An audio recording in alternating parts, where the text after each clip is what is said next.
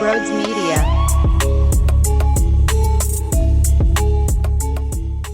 Oh, baby! Before we break this puppy down, I have to tell you about MyBookie. As a bettor, you demand perfection, and MyBookie delivers. NFL, college football, and a brand new cash-out system that gives you options to bet and win all season long. First two legs of your parlay hit, cash out early and place another bet, or let it ride for the chance at a bigger payday. Join the MyBookie family for an entire season filled with daily odds boost, same-game parlays, and super contests. This season, MyBookie has a no-strings-attached cash bonus that lets you deposit and withdraw quick. If you use promo code BROADS on a deposit of $50 or more, you can receive up to $200 in cash instantly to your MyBookie account. So bet your deposit amount once, and you're ready to withdraw at any time. Again, that's promo code BROADS to claim your cash deposit bonus. You can bet anything, anytime, anywhere, only with MyBookie. The link is down below in the description. If you want to support the channel, I appreciate you and love you all so much. The way to do it, mybookie.ag, promo code BROADS. Enjoy the show. What is going on, everybody? Welcome on in to Sports Talk with Broads. They escaped Foxborough. 25-20. They win. Oh, what was that? They won? Okay, I just want to make sure that that's clear from the start because I'll spend a lot of time questioning who Brian Johnson is. And if he's going to be a conservative play caller all year long, I won't be able to handle it. But who is Brian Johnson? And there's a lot for this team to clean up. Hey, Jalen, you cannot miss the best tight end you have on your football team in Dallas Goedert when he's wide open multiple times downfield. You cannot fumble the football on first down when you elect to take it, and he should be allowed to take it. I got no problem with their quarterback keeping the ball in his hands with the game on the line to try and keep drives rolling and eating off clock. I love the idea of your best runner because he is one of your best runners on the team having the ball in his hands, but you cannot turn the ball over there and then beg your defense to bail you out. So trust me, my brain is scrambled eggs right now. There is so much to chew on, and I broke it down from an offensive side and from a defensive side and even special teams. I didn't like a lot, and they still won the game 25-20. This reminds me of what happened last season. They went to Detroit, and there was this big spurt of, holy hell, this is amazing. And then the Lions, Dan Campbell, Jared Goff, Swift of all people who barely got utilized today. They barely looked at his direction at all. It was the Kenneth Gainwell show on top of Jalen Hurts with the legs. But ultimately, we didn't like the way it looked, and we didn't like the way it feels. Here's my point. Guess what? In 3 months, this game, the way it looked stylistically, it's irrelevant. The Eagles went to the Super Bowl last year, and we despised what happened in Detroit. You have to escape and win ugly ones. Good teams do it. Now, you can't consistently compete like this, but I'd be lying to you if I said I feel this is who they are. We already have Nick Sirianni postgame questioning if he's going to put some of these guys in preseason action so they don't look as rusty, which I think would be a mistake because I don't think the gamble is worth it. And quite frankly, if they played 8 snaps, 10 snaps, 12 snaps in the preseason, I bet you they still look this exact same way because there's no way that you can redo or make what a real game feels like happen in a preseason game. You just can't it's not redo, but you can't make that happen in a preseason game. It's not the same level of intensity, and there's nothing that makes it that level of intensity except for it finally being week 1 where the games matter. I thought at times the offensive line wasn't sharp. I thought at times the defensive line wasn't getting enough pressure, although how do you neutralize a pass rush? You try and get the ball out quick, which I thought Mac Jones and their coaching staff, Bill O'Brien, tried to do, get the ball in playmakers' hands. And we got lucky at times, whether they couldn't keep both feet in bounds or they dropped passes. At the same time, though, Hunter Henry makes a catch that you don't ever supposed to make. One hand, it's a poorly thrown ball by Mac Jones. He extends his arm and pulls it in. Ridiculous. So for everything that should have happened and didn't happen, there's things that does happen that shouldn't happen, and the game evens itself out at that point. Good for Jake Elliott and the special teams unit. A couple nice tackles, too. Sidney Brown with one, that's no surprise. And even Josh Jobe with one, too. But Siposs bobbled the ball, which gave a flag, and then you had to repunt it again. That's always going to rip your hair out. Regardless, though, once again, this team won the football game. And I think when we're 3 months down the road, we lose sight of how it looked. The Kansas City Chiefs are a damn good football team. They're not going anywhere, and they're going to get some guys back and healthy. They'll be all right. You could have been that, though, which is 0-1 heading into a short week on Thursday. There's not a lot of time to sit in this, and I don't even want them to. I want it to be a quick turn of the page and get right back at it, because you could probably go too far down the spiral, if we're being honest. I like it being quick, short, to the point, and let's re-rack it because we're not satisfied. And I don't expect this team to perform like this on a night-to-night basis. So it's more of when you do have an off day, when you do struggle, when maybe you play down to your opponent, because the Patriots are not very good. What did I tell you? They don't have the talent to beat the upper echelon teams. This was a very winnable game for them. They're at home. Even after the pick six, Darius Slay, awesome. Jordan Davis forces a fumble, and then you recover on that. Now the boys are up big. Okay, so the Patriots made a couple nice drives. They went 10 for 10 for a while there. Mac Jones did after his initial start to the game. So they put some sustained drives together. They're not a smart team, though. How do you not get both feet in bounds? That's wide receiver 101. While A.J. Brown is getting screwed by the technicality of instant replay, the one time they do elect to take a true shot downfield, the ball was bobbled on super slow-mo when Bill Belichick didn't even get his challenge flag out in time, and they got lucky as hell there. So you could go back and forth on that all you want, the plays that could have been called. That's never going to end when dissecting film and dissecting games. I like the fact that it was greasy, it was ugly. I don't prefer it being that way. I'm telling you that there was a mental toughness to scratch and get some field goals when needed. I am nervous, though, on how Brian Johnson did this. He coached scared, a lot of really scared decision-making. I should never see a 3rd and 10 screen to Devontae Smith. I should never see a 3rd and 9 run so then they could just punt the football. It was very, very safe. No, we're going to kick them when they're down. No aggressiveness. It didn't play with any ferociousness. Like, it seemed we're just going to punt and play the field game. And I know we're up, so let's try and kill some clock and see if our defense can hold and see if we can get a good field position from there. Stop it. Let's go. You got one of the best quarterbacks in the game. And then that goes to Jalen Hurts himself. I'm not mad at the play call to let him keep the rock to run it. You can't fumble there. That's what makes this team great. It's him. Jalen Hurts makes this team great. Did you see the throw to Devontae Smith for a touchdown? Did you see the bomb to A.J. Brown? And I know I'm referencing arm talent right now and his ability to make special throws rolling to the right and throwing on the run. Seriously, magical stuff.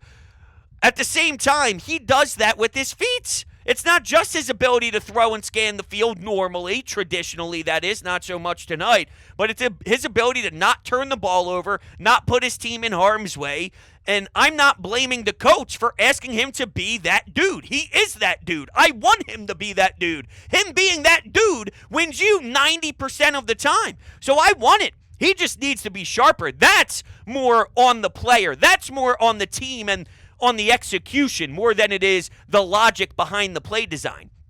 I'm not going to do this where every time he keeps it or every time he runs, I'm bashing the idea of my quarterback making plays. That's stupid. This is what it should be. This is what got you to the Super Bowl. It reminds me of what we did with Kyle Schwarber. Not a leadoff guy, not a leadoff guy. I don't care what you say. Him being at leadoff is what got this team to the World Series and now flourishing again. I want Jalen Hurts to have the ball. If Pat Mahomes on first down runs it 9 yards, it could have been 2nd and 1st. If Pat Mahomes does that, you say, this kid is great. He always keeps his team in position, this and that. It's a risk, sure. It's a risk I'm willing to take all the time. He just can't fumble the ball. He plants his foot into the ground and makes that juke move a lot. And we normally ooh and ah and say, damn, dude, he broke that defender's ankles. He knocks it out of the park. No pun intended here. I know I shifted to baseball for a half second. But, man, it's outrageous when he thrives with it. Just didn't work there because of a lack of execution. I loved the first drive. I really did. I thought the first drive was a good example of Brian Johnson setting the tone with some smash mouth. He got a little run happy and didn't open up the offense early, and I thought that maybe that was just what would expand as the drives continued. So drive 1, we're going to make a statement, milk a lot of the clock, 7-minute, 8-minute drive, whatever it was. It took up basically half of the first quarter. You did stall out, so you kick a field goal and you take 3, but it was the poise and how calm Jalen was working with the clock and just his ability to slow the game down, visualize what's in front of him, read the defense, and then him and Kenneth Gainwell were able to run some action. I thought it was great, and you would then build off of it, open up the playbook. It just never really got opened up. A.J. Brown was used late. Devontae Smith had a portion where he was used, but it wasn't enough. You need to continue to take shots. I thought Hurts maybe just tried to air it out downfield at Devontae Smith when there was triple coverage, double coverage, 3 guys downfield with him because it was congested and because there was nothing happening over the middle, it seemed, that he took a flyer just to expand as much as the field is humanly possible. But then after that, he's missing Dallas Goedert, who's open in the middle of the field waving his hands. So he just needs to I guess, get some more snaps and feel it out a couple more games until you're fully throwing it all out there and you're hitting the throttle button. Other than that, though, when we get to Goddard only being targeted one time, that's unacceptable. Swift barely used. So Penny ends up being a scratch. Okay, someone's having to sit. You have a lot of talent in the running back room. That's what makes this team special. And I'll give credit to Ike Reese because he said this during the week. It was a football Friday, and I was driving around. I threw on WIP. I caught Marks and Reese, and he was talking about the Thursday night game when the Chiefs didn't have their best defender and when they didn't have their best weapon in Travis Kelce. They looked awful. Guys were missing passes, specifically Tony. That offense completely fell apart. If you took off, and I know this is a hard day to sell this, but it's more just about the depth of this team and why someone like Penny is not active, and he will be. He'll be a big part of this team. There'll be a 4, 5, 6-game span where he's reliable. He gets a lot of yards after the carry, and he's plugging away with a different style back. I wouldn't even be surprised if it happens that quickly on Thursday because no one else stepped up in role number 2. It was basically the Kenny Gainwell show, although you would think that there's something more in the bag of DeAndre Swift. We saw it last year with the Lions. Now all of a sudden, he's barely worth the look. I find that hard to believe. So I was stunned with the usage of DeAndre Swift, really the lack thereof. But this team is so deep. If you removed your best offensive player, that's A.J. Brown. Could you imagine if Devontae Smith and Kenneth Gainwell and Dallas Goedert was on that offensive unit with Pat Mahomes and Andy Reid? It would look 500 times better than that atrocious offense did. And if you remove your best defender, who would that be? You can make the argument raw, natural talent-wise, it's Jalen Carter. Hassan Reddick, though, statistically speaking, is a monster. So if you remove one of them, you still have Brandon Graham, Josh Sweat, Jordan Davis, Milton Williams, Jalen Carter, Fletcher Cox.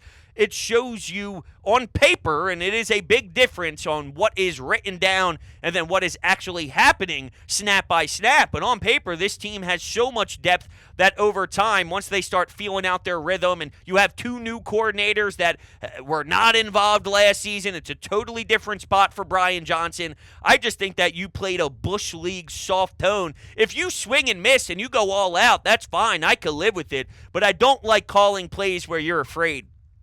And I thought it went totally against their mindset of the 3rd and 9 screen, the 3rd and 10 run. I might have flip-flopped those. The 3rd and 9 might have been the Devontae play, not 3rd and 10. That might have been flip-flop, whatever. The 1 yard's not the difference. It's the fact that they feel their identity is let's play the punt game and play the field leverage game instead of we have one of the best offensive in the league. We could score at will. We have so many threats. Let's put pressure on the other team by daring them to stop you. Come on. 4th and 2. You go for it there, but you don't in other times.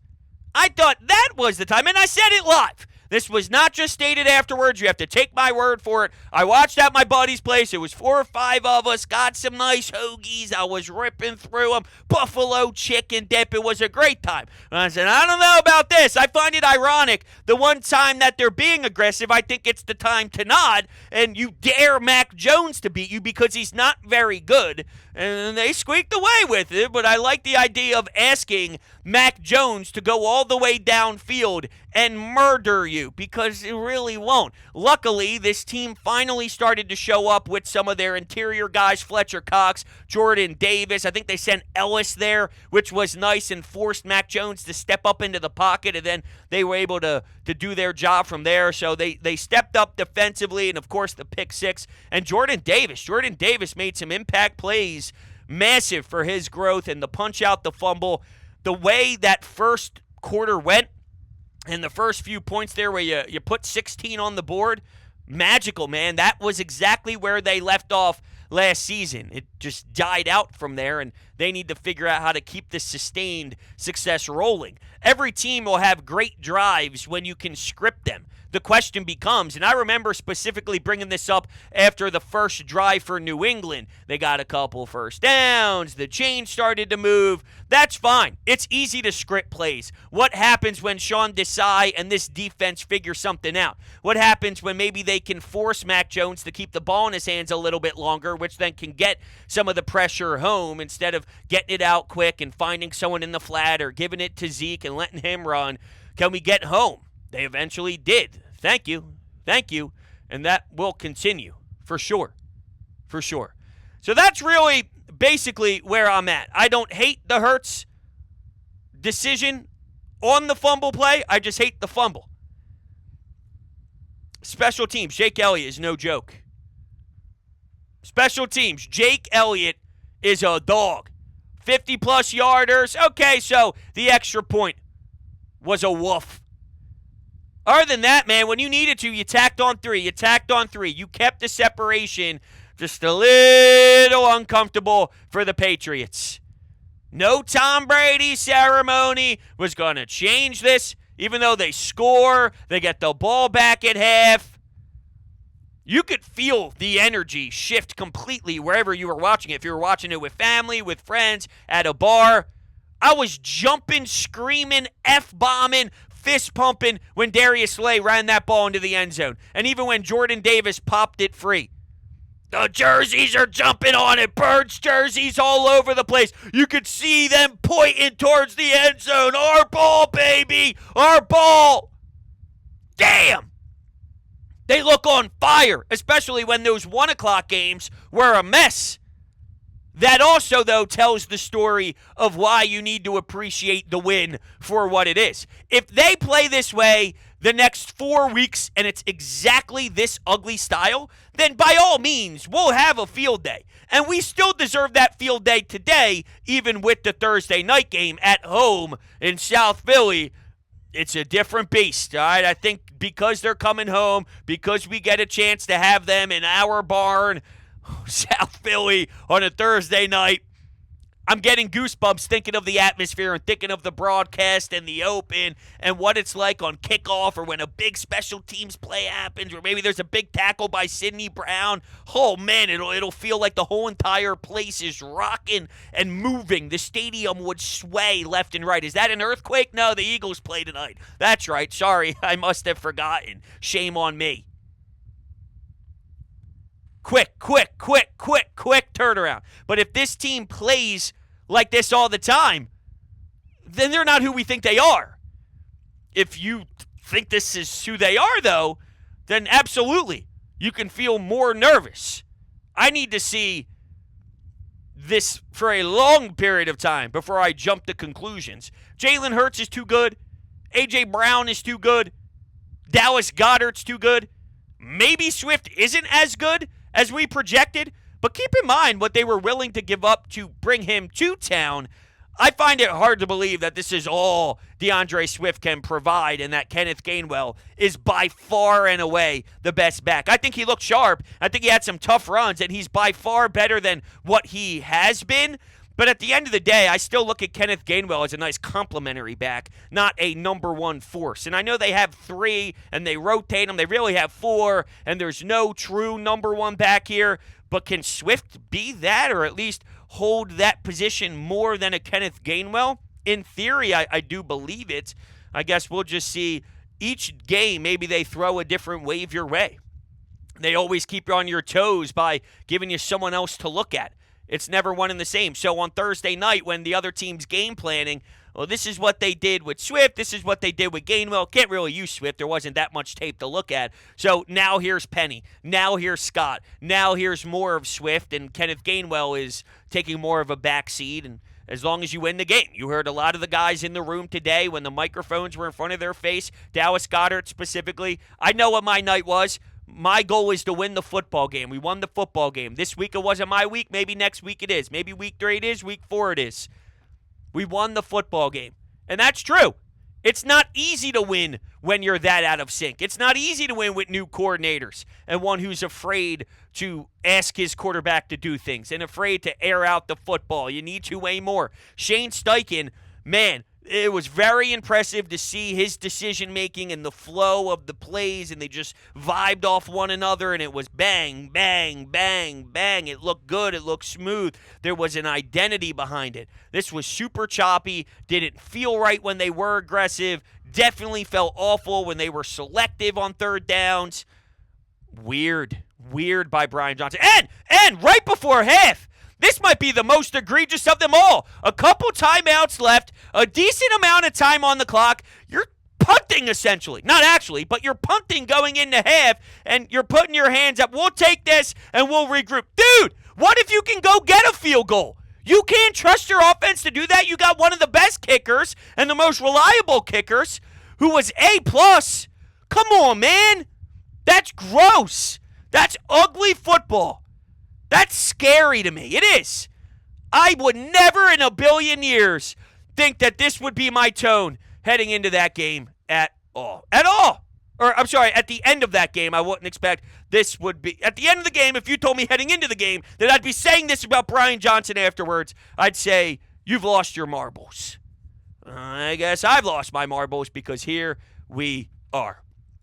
All right, let's roll with the Anytime Hotline, and let's hear from you about this game. Should be fun. Should be fun. Let's do it. Thank fucking God. This game was fucking awful. I had to change jerseys, change spots, stand up, shit myself. What the fuck was that? Thank God we won. Thank God. Hassan Reddick, you fucking suck, buddy. Oh, okay. You suck. Okay, come on. Come on. You've got to be better, Jalen. Brian Johnson, I'm worried, man. 1 touchdown for the offense? 1? It's got to be better than that. That was sad. That was scary, and frankly, a bit embarrassing. Week 1, week 2, week 3, week 4. It's tough to win. You're not crisp. You're not a great team yet. Every team is winless in week 1. But we're not winless in week 2, thank God. But not enough players were good. Jalen Carter made a sack, and Josh Jobe made a great play to win the game. Those players cannot be winning you the game. BG, you sucked. Hassan Reddick, you sucked. Well, not good play from the defensive line. I think that there's a little too much on some of them. Josh Jobe, when Bradbury went down, it looked like blood was all over his jersey, and then they zoomed in on his lip. I don't know if he bit down on his lip or whatever. I don't know if there was even a correlation. It seemed there was too much going on in the mouth for it to be around his torso. I didn't get an update there. I was just so focused, and my anxiety was rolling. I didn't know really what to process at that time. I thought we went a little too harsh on BG and Reddick sucking and this and that. BG has played a lot of football, okay? He's coming off of a double-digit sack season after the Achilles injury. It's week 1. let these guys play out. I'm not there, all right? And I really hope it's not all there because I thought that was overboard. That's an overreaction, okay? And I understand that it's the night of and Tuesday will have a different tone and all that. But I didn't like the start there. I didn't like the start of the Anytime Hotline. I appreciate you calling in, but that's too much. And I'd be disappointed if that was the direction of a lot of these calls because it doesn't deserve that. It doesn't deserve that. Your point on Jalen is fair, though. Yo, Jalen. Now, I'm sure he's going to stay up late at night watching the film. He might be up till 4 a.m., 5 a.m. studying the tape. Where his girl comes down and say, hey, babe, you coming up to bed? I will in a little bit. The clock reads 3 a.m. He sees the clock again. It's 5:15 a.m. He's watching the same clip, hating his decision. It's that fumble on repeat. He rewinds it, he plays it again. He rewinds it, he plays it again. He rewinds it, he plays it in slow-mo. It's 7:15.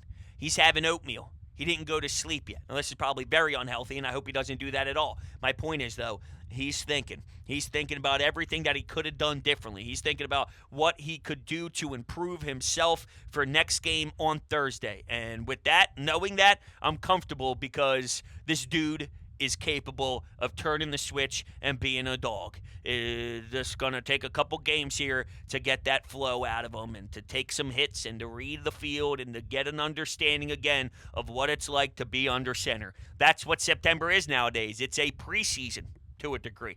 All right, what's next? I mean, a win's a win, but that is one of the most brutal coaching games I've seen in a while.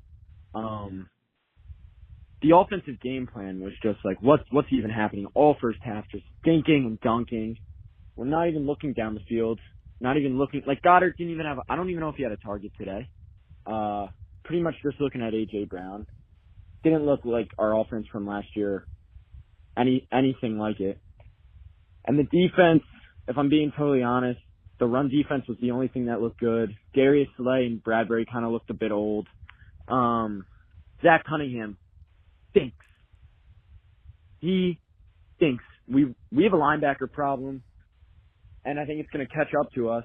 Well, because now Nakobe Dean left the game with the foot injury, and you're working with Ellis, and you saw Evans out there. Speaking of some safety, I'm curious what his snap count was compared to an Edmonds with Reed Blankenship. It's too early to tell me that Slay looks old out there. My guy had a pick six. Now, Bradbury, there were two plays that stood out that he needs to be sharper on, but I expect him to be. We know what, first off, James Bradbury isn't the elite of the elite. He's a very good corner in this league, but there's times where he will get destroyed, or there'll be a possession where he does get beat. He's not a lockdown Jalen Ramsey in his prime. There's definitely going to be possessions that upset us, but he's still a damn good corner on the opposite side of Darius Slay. I'm not screaming old. I'm not screaming don't have any left in the tank. It's way too early for those level of assessments. Today, not crisp. Are they not crisp because they haven't played any football at all, and you can't duplicate this speed and this intensity in a joint practice in the middle of the summer? The last time they played real football was truly the Super Bowl. Joint practices might raise the bar a tad, but it's not in front of 60,000 on the road, TV, 425, biggest game of the night, basically. Sunday Night Football is massive too, Cowboys-Giants, but your afternoon tilt that has America's eyes on it, massive. I'm leaning more towards the reason Bradbury isn't as sharp as he can be, even with his ceiling as a very good corner, is more because of what I just laid out, more so than he can't play anymore. Is that unfair? I don't think so. Bro, I don't know what I just watched, man. That didn't feel real. That was the ugliest win I've ever seen. There are so many adjustments that need to be made. Brian Johnson just looks completely overmatched, and he coached scared today. The defense made some big plays when they needed them to. But overall, like, they did leave up a ton of yardage and a lot of guys over in the middle. But yeah, a lot of adjustments need to be made.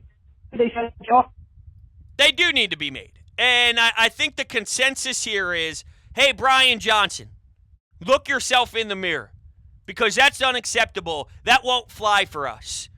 And this isn't the same thing as when we need defenses to blitz and send the house and be uber aggressive nonstop. It was never that for me. It was we need more than Jonathan Gannon, and we need more than what he does, even though the league is trending that way. There's ways to use that and then show some versatility with it. We need you to do that, Sean Desai. So it's not exactly the same as that. Like, this city loves blitzing and loves bringing pressure. Doesn't need to be to that level, but we got to be smarter and trust our offensive weapons to make plays. There's way too much talent for on 3rd and long to be screen passing or for 3rd and long to be running it just so you can punt it afterwards and live another day. No. That's not what you're made of if you have real Super Bowl aspirations. You don't live another day to go win a Super Bowl. You go kick some ass. Now, it's situational. I thought at the end, with no timeouts for Mac Jones in New England, go ahead, dare New England to beat you because your defense was starting to become more established then, and your front was starting to suffocate the pocket and force Mac Jones to be uncomfortable. So that was real, and you were starting to smell that during the game. It's a feel-out process, and that's why on your toes you need to react accordingly. Brian Johnson, he was very overwhelmed. Smart guy. Has a lot of respect around the league. I think it'll eventually snap into place for him. But today wasn't the best day, and I think that's sort of the consensus. And with everybody who called into the hotline, there's plenty of calls in the folder, and we'll be talking about it and using your calls throughout the week. So if you didn't hear your call, don't think that you won't be heard whatsoever, because we have some time, even though it's a shorter week, to break it all down, and I definitely expect to use them with a couple more shows here. So I appreciate you all. Thank you so much, and I will talk to you soon.